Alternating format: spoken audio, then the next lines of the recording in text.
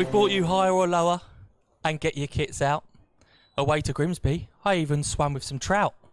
We've been with you live every match day, apart from last week. But what can I say? We've had bundles of guests, from Travel Ken to Kiosk Kate.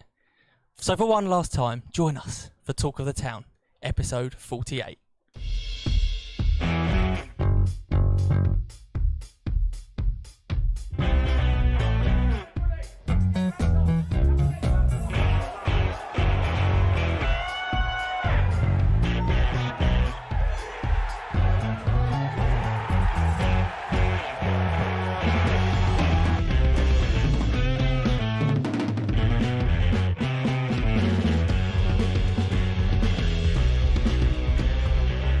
Yes, welcome to the 48th and final episode of the season of Talk of the Town.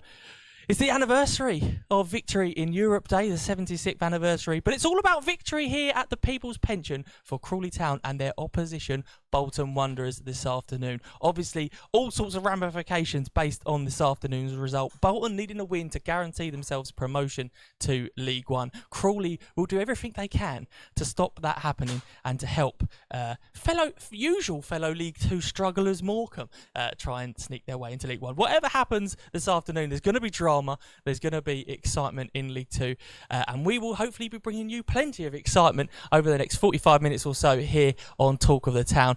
Hopefully we won't go out like Line of Duty the other week. Hopefully people will appreciate it's a strong ending to a successful show and not the damp squib that everyone thought that Line of Duty was. That's it, I don't care. Oh God, it's the last show. What are they going to do, sack me? No, I don't care. I'm slagging off the BBC and everything. Competitions today. Our good friends at Innovation Fire and Security are giving away, should Crawley keep a clean sheet here for the 16th time this season, this afternoon, they are giving away a free home CCTV security system or a burglar alarm. To enter that, go onto the Crawley Town social pages, either Facebook or Twitter, and reply to the tweet and hashtag secure15. If Glenn Morris, I'm assuming Glenn Morris is in goal. I've made an assumption there. But if Glenn Morris keeps a clean sheet this afternoon, one lucky person who enters that will get a really good prize, either a CCTV home security or burglar alarm worth around 700 quid. So huge thank you to our friends at Innovation Fire and Security. Make sure you get involved with that.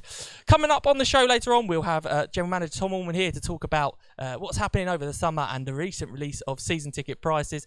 Sam Gadsden will be here to sum up the season. We've got our friend from Bolton, so a return to the show from the person who give us a view from the opposition from Bolton, and obviously what this game means to them this afternoon. And Steve Leake joins us for the Reds rollover as well. We'll also hear from Jack Powell as he gives a preview for today's game and answers your questions at the end of the show. But for now, let's take a look back at an absolute goal fest at the Lamech Stadium last weekend. But you never can tell. That's the thing.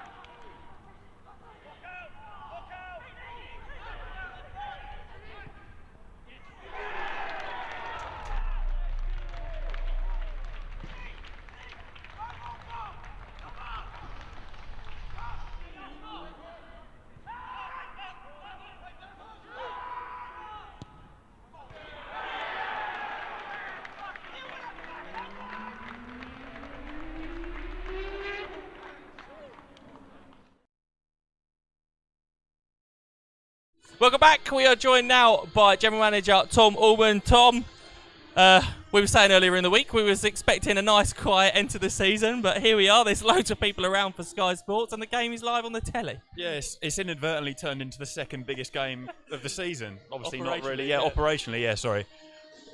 Yeah, everyone in their nan seems to be here. People have travelled down from Bolton even though you can't get in. But after the chaotic season we've had, it's probably about right that we finish in chaos as well. The quiet end to the season that was expected has not panned out. You mentioned there about Bolton fans. We think some Bolton fans are travelling down this afternoon. Yeah. They're being kept well away from the stadium though, aren't they? Yeah, there's a few that have pitched up over the road on the 3G and in the bus stops, but yeah, it's again with the chaos, it's turned into a Category A police game. Yeah. I can't remember the last time we had one of them, and yeah, it seems bizarre that we've got one of them when we're behind closed doors. So yeah, everything's in place. It'll all be fine operationally, and hopefully we can finish the season with a good result. Yeah, absolutely. And one other thing that came out this week was about the season tickets. Talk us through the thought process and the goings on behind the scenes to come up with the options for season tickets. Yeah, so season tickets going on sale May 17th. With a discount for those renewing, so on the difference between what the cost per match was last season, obviously with a season ticket, and the iFollow code.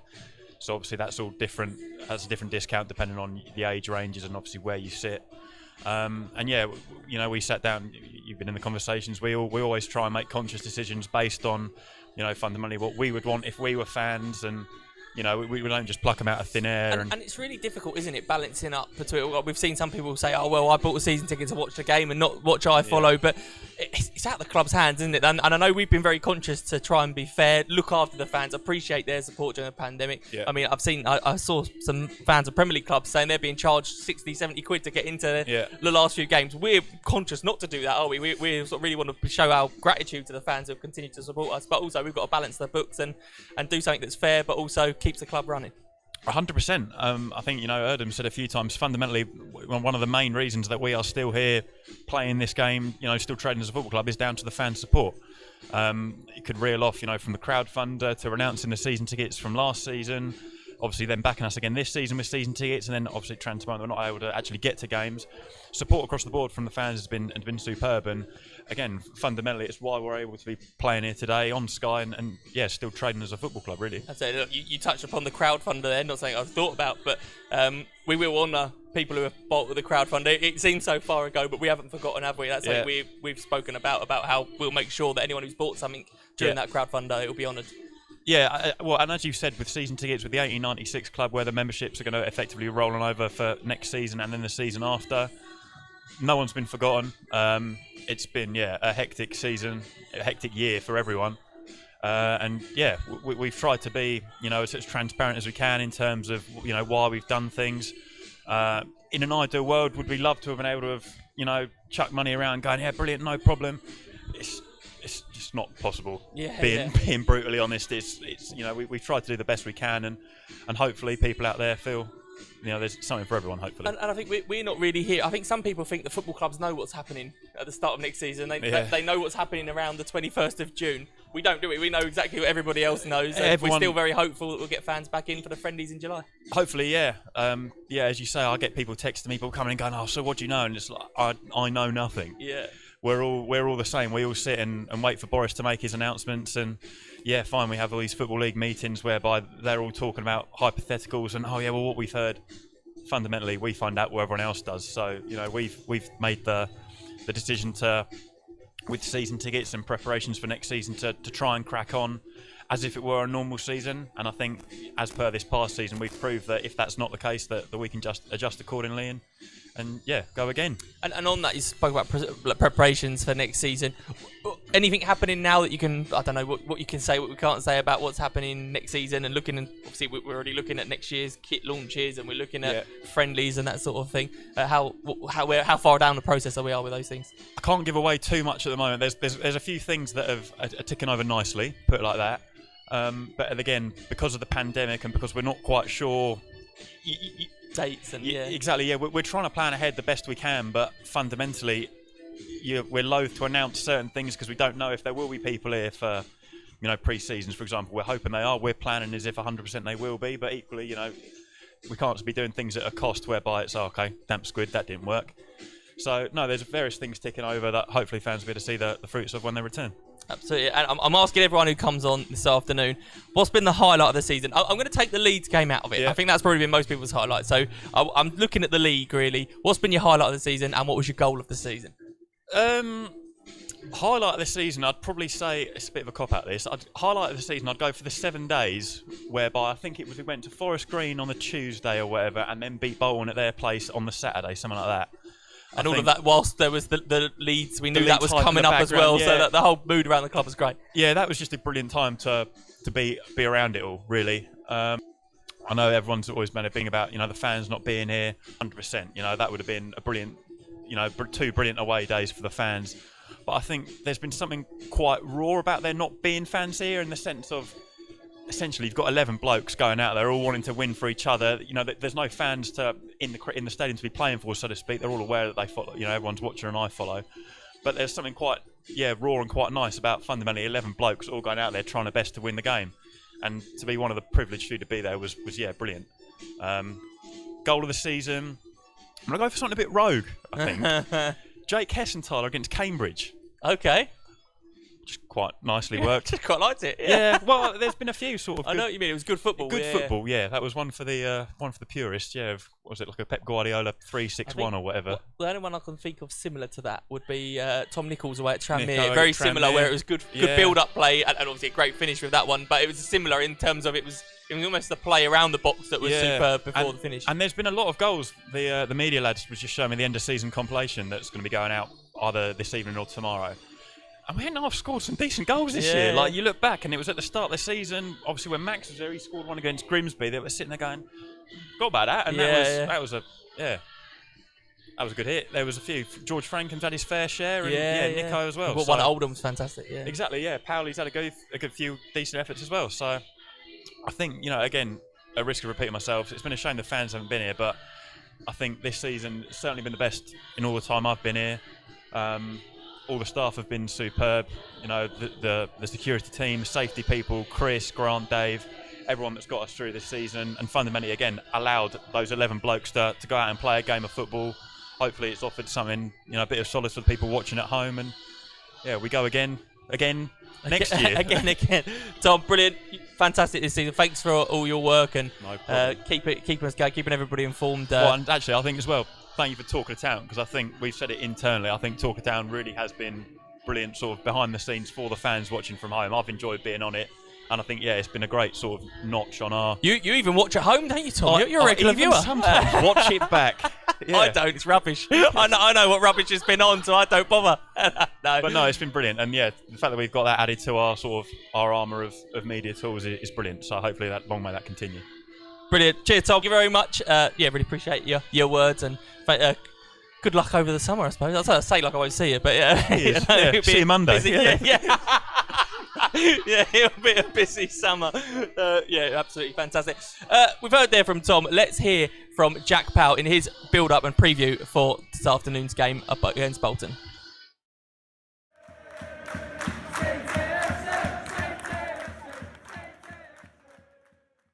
Game of the season coming up tomorrow, and it's on the Sky cameras. Yeah, we were saying earlier, like between the lads, it's actually gone really quick. I don't know whether because we had a long layoff with the COVID and the lockdown and stuff like that. It seems to have flown by. I guess for myself personally, like when you're playing a lot of games as well, it does go quickly. We're disappointed to not be in and around it on the final day, but obviously we can still make an upset. So that's our plan. I think we really can be kind of the party poopers on the final day for Bolton, but it's been a real different season this season. Obviously we've been hit the COVID, and then we've had that cup run. It's been a bit up and down, but a solid season overall, I'd say.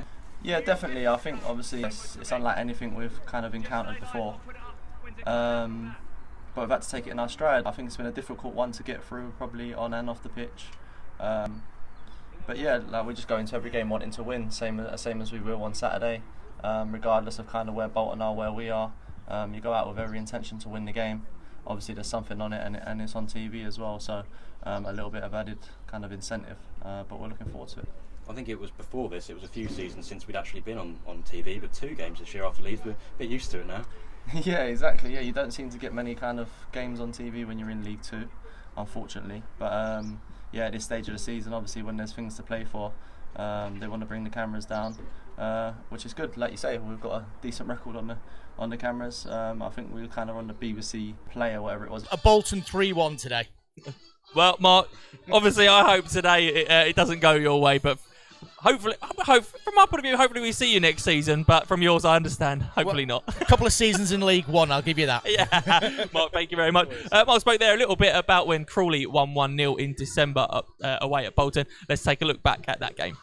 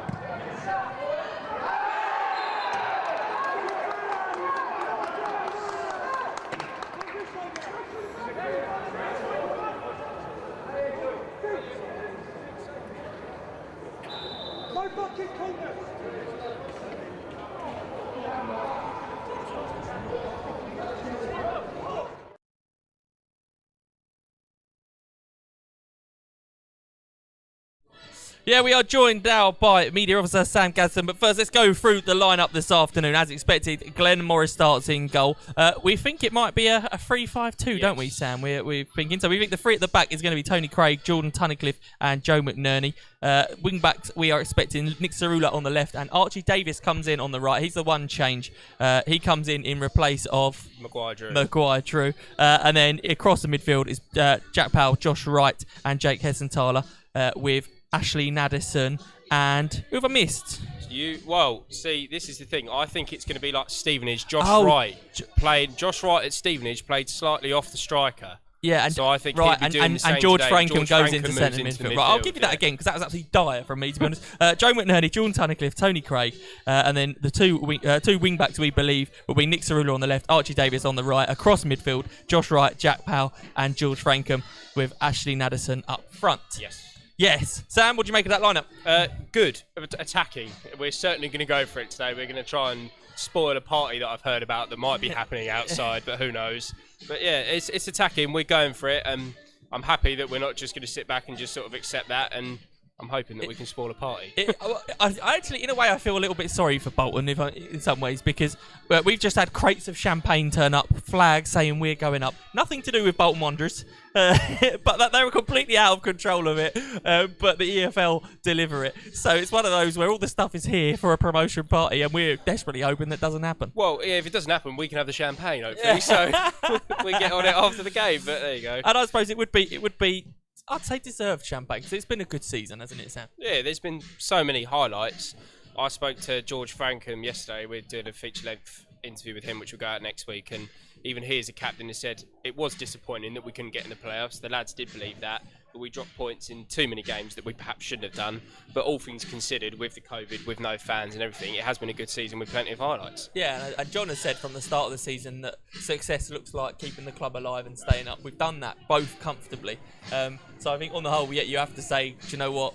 We've got something to build on, haven't we, ahead of next season? Yeah, you can't complain, and that's another thing George said yesterday. He said if we can keep the strong base of this team and maybe improve on a couple of areas, bring a few new additions in the summer, this puts us in great stead to have another go at it next year, and then hopefully we won't be losing points to places like Barrow and stuff like that. Yeah, absolutely. And from this side, one thing that I like, there's a few young players in there, like the likes of Ctsa, Archie Davis. They're the sort of Jack Powell. They're the sort of players we're hoping to see next season, I suppose, and hoping that they will kick on, and that could be the difference. Improvement in those sort of players could be the difference between finishing 12th, 13th, 14th and sneaking into the playoffs. Yeah, definitely. And also Tyler Frost on the bench. I think I spoke about him a couple of shows ago. Saw him in training yesterday, obviously. Congratulations, Tyler, on the birth of your child as well. But in training the other day, he was on fire. We've got a lot of players like that. You've got David. You've got a lot of players that maybe haven't performed as well as they had planned on at the start of this season. But the next season, you just don't know. They could hit the ground running, and all of a sudden, you've got another Max Waters on your hands, someone who's pushing for those big money bargains. But it's just a really exciting time to be a Crawley fan, I think, because for the first time you're looking at that squad going, you've got Davies, Frost, you've got so many players. There's quality around. Yeah, that are still so young that can grow into those big players. So, been asking everybody, what's your highlight of the season in the league? So, taking Leeds out of it, what's been your highlight of the season and also your goal of the season? Probably Bolton away, to be fair. Yeah. That was just, I remember it was a few of us up in the press box, how cold it was that day. And then when George Frankham scored that goal, we were so high up. It was so enjoyable. Forest Green, another good one, but I think in the league, Bolton probably tips that one. Goal of the season. Out of two, Tranmere away, Tom Nichols with the flick, or George Frankham away at Oldham when our first away game. That was an absolute rocket. So one of them two, I think. Brilliant, Sam. Good work on the media this year. More to come, I know, over the summer. So keep an eye out on the social channels for Sam's work. Sam, thank you very much. Appreciate your time. Part of Sam's work was catching up with Jack Powell the other day to answer the fans' questions. So let's see how he answered them. Questions obviously from the fans on Instagram. The first one is from Matt Plunkett, who says, "Who's the best player you've ever played with, like in your career so far?" Put you on the spot a bit. It's a tough one, obviously, people probably mention a few when they get asked this kind of question, but always go back to a guy that I played with at Millwall. I played in midfield with him. His name is Sean Williams. He's still there now, don't play as many games, and I think he's kind of doing a bit of coaching there now. I think he played at like MK Dons. He's actually an Irish guy, played for the Irish national team, but a real good footballer, someone that I kind of looked up to, and like really cultured player, could pass the ball really well, so he was different class, to be fair. Then this season, like we've had some good performances all round, really. Nico's been different class this year. I know he'd laugh, I think he said a similar thing about me in an interview before, I think he was asked about training and whatever else and playing and blah blah blah, but because it's fresh in the memory, I think Nico's been a bit ledge this year, to be fair, so he's probably up there. Not as good as the first one I mentioned, but he's decent. It is funny you say that, because Nico did actually comment and say who's the best striker you've ever played with. Yeah, best striker? It's Max Waters, I think. A full season, do you know what I mean? It's different because I've played football elsewhere, kind of Ebbsfleet at Maidstone, and played a little bit at Millwall, but seeing someone game in, game out, full season, producing numbers as a forward, he's done it all season long, do you know what I mean? So obviously he's asking that question, hoping that he gets mentioned, but I can't look no further than him, so he's a top lad, best player. We've got another question from James Eddles, and obviously it's one of your strong points in your game. It says, "Why are you such a worldie at passes? What is it that kind of gives you that passing range that kind of sets you aside from lots of other midfielders?" I don't know. I think I look at the game now, and I think that probably not the right word to use, but a lot of kind of managers and scouts and stuff, they look for that reliable kind of player who kind of I say like someone that just plays sideways, plays backwards, like, do you know what I mean? And it's sort of an easy game to play. Like if you're a decent footballer, like it's easy to play sideways, play backwards. I'd say probably just having that kind of like willing to take the risk, like of playing that more forward pass. You play like a sideways pass, no one really remembers. Like, do you know what I mean? You play a decent ball that someone gets in behind, for example, or a kind of longer range pass, people kind of remember it. But in terms of like just skill set and that, I've just always been decent at it from a young kid. Like learned at kind of West Ham and then developed at Millwall, and I think it's just something that was naturally in me, just kind of that natural kind of vision and way to pass and things like that. But something that obviously I worked on like for a number of years. Yeah. So. Another question from Matthew Edmonds says, what tips would you give for a young up-and-coming midfielder who wants to become a professional? The word when I get asked is usually that always pops up, that I always say is just persistence, really. Like I've had to persevere like in my career and persist with things, and you know, I've been told no many a time and kind of knocked back a few times and that. So it's just not giving up. It's really cliche, but you can't beat a man that don't give up. So having the right attitude and applying yourself in the right ways, all these things that kind of everyone would usually say, but just persisting and continuing to kind of keep at it when you're probably down in the dumps sometimes is one of the hardest things to do, that mental toughness. So that's the main bit of advice that I'll give. And you mentioned obviously Williams from Millwall, but someone else has said, who's your favourite midfielder to watch in worldwide football right now? Who do you look at and think, I want to aspire to be just like him? I love watching De Bruyne. I think he's like, unbelievable. Just love like kind of how dynamic he is, the way he can go from like, he could probably play anywhere in midfield, like play a bit deeper, passes the ball really well, can drive forward as well. But players that kind of who are sort of going out of the game now a little bit, like the players like Busquets and Pirlo and people like that, who really kind of like sat in and got on the ball and passed it really well. They're the sort of players that I looked up to. A final question, obviously it's a long way off, but Stevie Tucker has said, do you think you'll ever go into management after your career finishes? I think I'd like to. As I got older, I've kind of like got more and more kind of used to the idea of it. Like when I was younger, I wasn't too sure, and I've done a bit of coaching with like some kids and stuff. And probably where I've got my own kids, I didn't enjoy it so much. Yeah. Like it's kind of weird when you're coaching real youngsters. Like you're sort of like babysitting a little bit, especially when it's not like in a proper setup, that kind of thing. It's just like a half-term type thing. Like, do you know what I mean? Like almost was a little bit like babysitting. But I'd love to do it. I think I'd love to stay in football. I think I just enjoy it and love it too much not to want to stay involved. And as I've got older as well, like I think that the ideas that I have about the game, like I could kind of hopefully put into fruition one day, and help like younger players and also like kind of manage a team hopefully, but we'll have to wait and see, a bit of a way off. Yeah.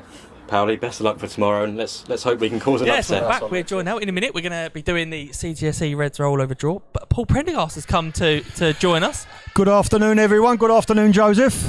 Welcome, Paul. I've just had to give Paul a swear warning. Make sure it's a family. Well, I think.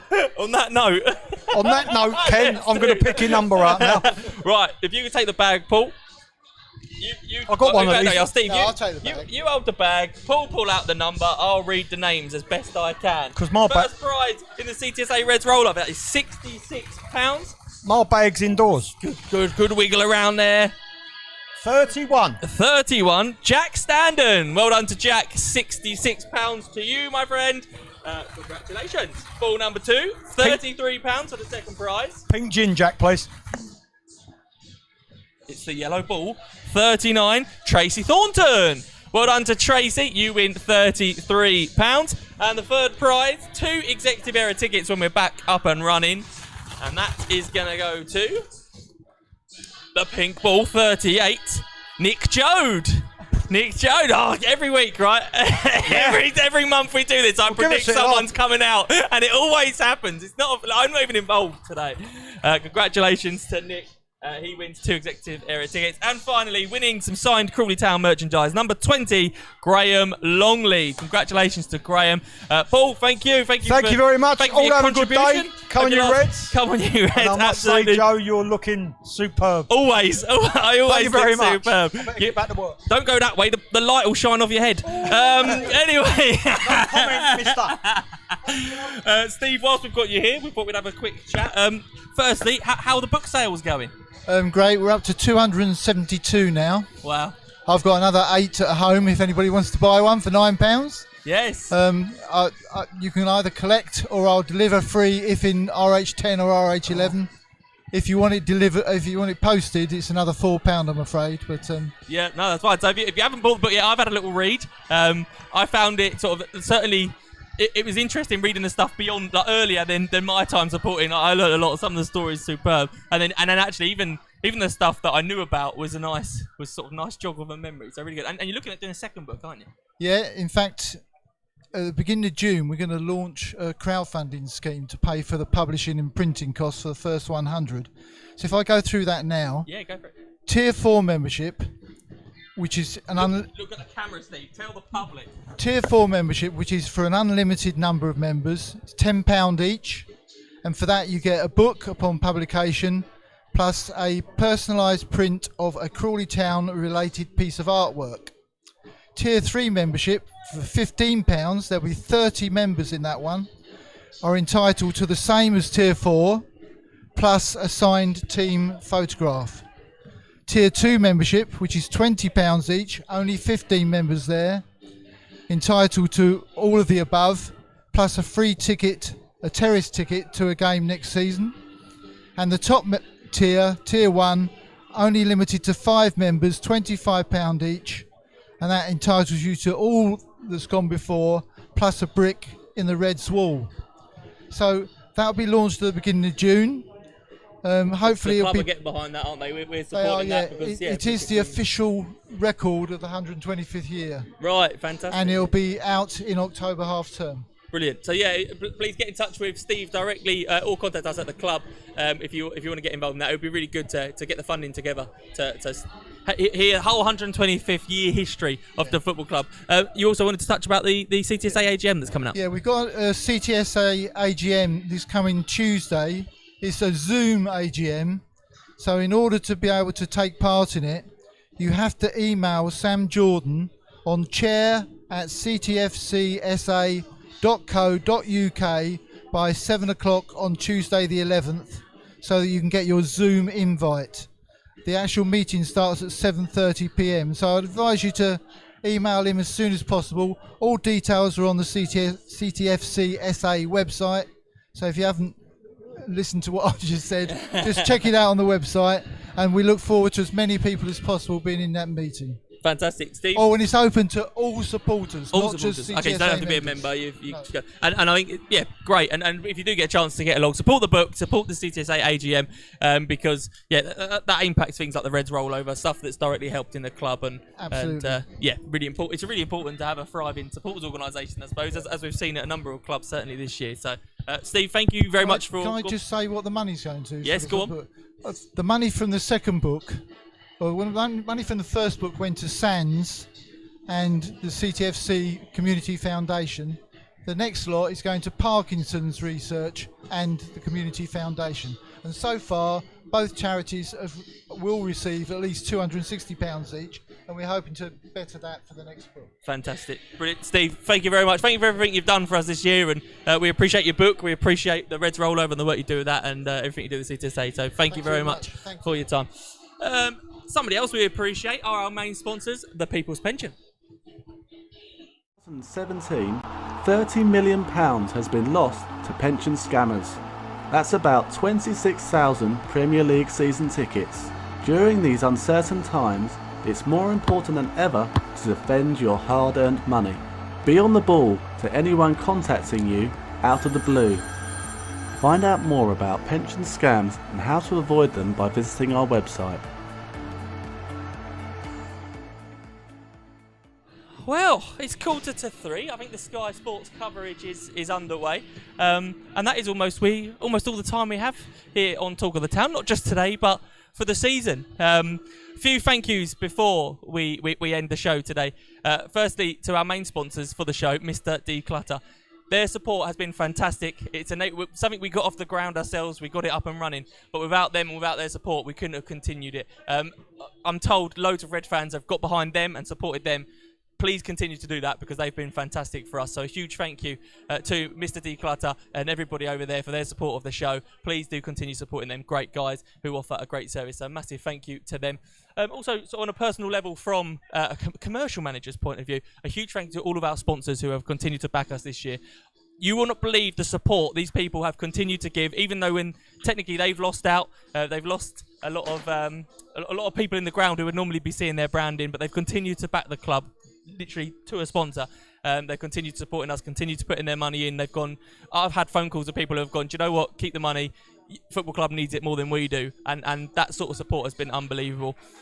As it has been from the fans in general. People who have continued to say, no, look, I don't want my refund. Look, the club can keep it. I assumed it was going out. The fans have been fantastic during this pandemic. Tom said it earlier, and it really is the truth. So a huge thank you to all of you. A huge thank you to everyone who's continued to watch Talk of the Town as well. There's over 100 people watching today, which is absolutely fantastic. It's been consistently hundreds of people watching. A lot of people watch it after the show. I think in total we've had something like 120,000 views throughout this year, which is just unbelievable. So huge thank you to watching it. We put it on for you, and it's gone from 2 shows, and it's ended up at 48. I'm going to invite him down. Nick the Geordie, come down.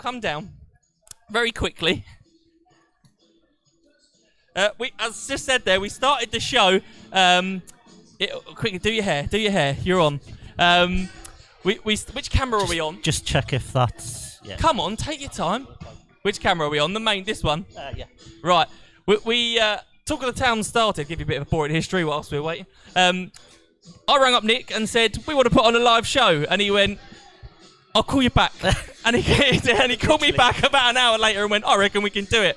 And we said, look, it's only 2 shows. The fans will be back in October. We just want to do 2 shows and then we're done. So I think it started off here at home to Scunthorpe. Or I think it's home to Scunthorpe it started. And then we went away to Oldham. And we literally turned up to Oldham going, I've no idea if this is going to work. Nope. It did. And people seemed to like it. We had a few issues along the way.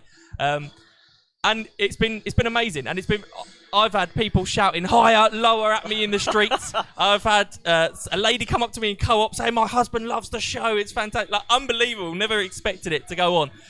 And it's me on the camera. It's me who stands there and tries to entertain people. But ultimately, this show purely is down to Nick from the filming company. He makes the show what it is.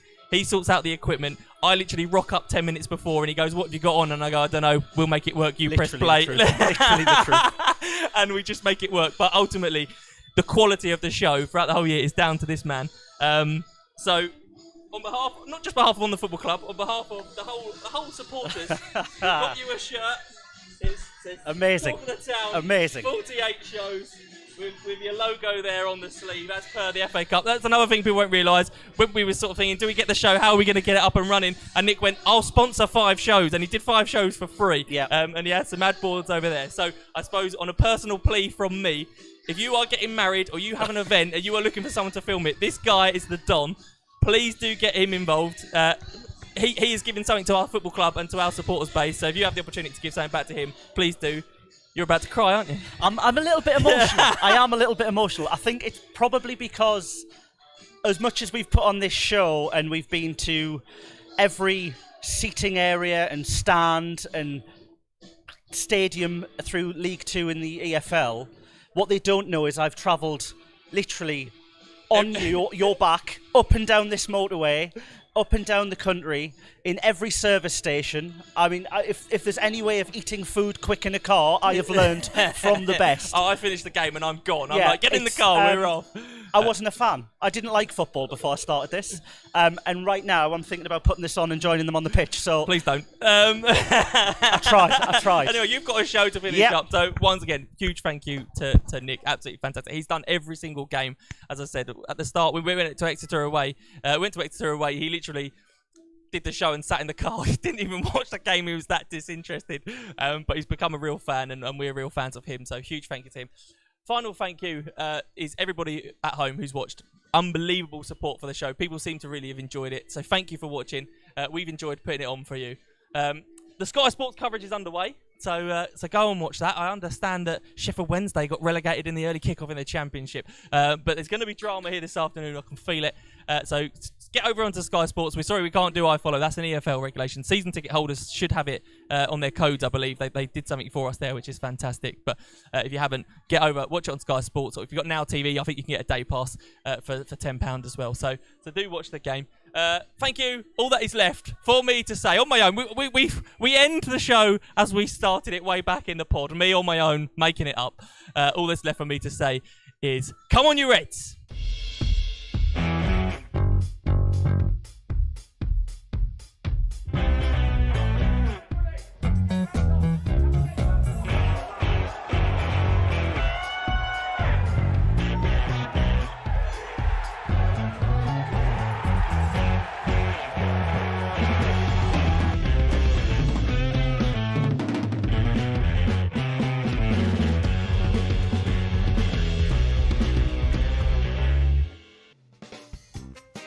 What a show! If you enjoyed it as much as we did, you need to subscribe to our YouTube channel, hit that bell icon so you can be notified about when we are next live here from Talk of the Town. Make sure you don't ever miss an episode, subscribe, hit the bell, and we will see you again very soon.